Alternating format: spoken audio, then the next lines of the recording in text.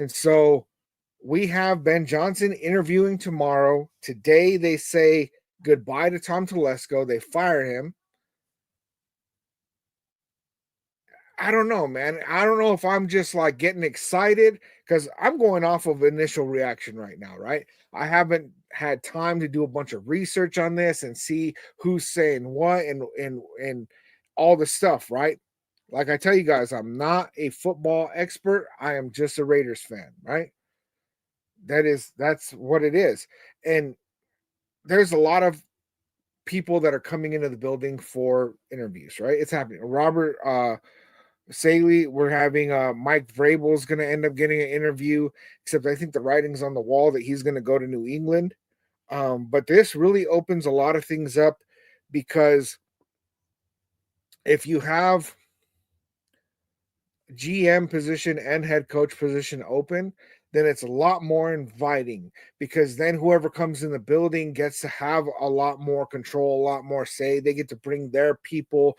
They're not coming into a situation that's already kind of, tied up and gridlocked. So I'm going to share this thing on YouTube. I can't share it on TikTok. I apologize for that.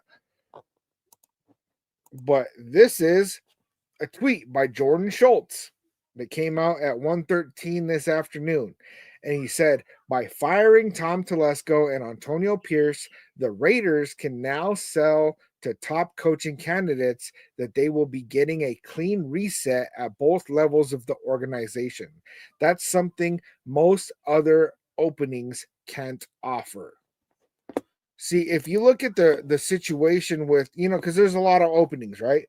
And the coaching carousel is going to be running through town.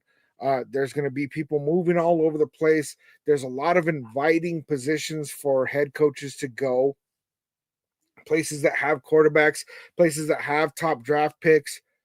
But the fact that we right now, let's face it, we have a good roster, right? We do need some pieces, but we have a good roster. We have the number 6 overall pick, and we also have vacancies in both head coach and general manager. That can open up a lot of things. That can, if it's Mike Vrabel, more inviting. If it's prime time, Deion Sanders, it's more inviting. If it's Ben Johnson, it's more inviting. So I understand why the Raiders made this move. And initially, it did not make sense to me, but man, oh man.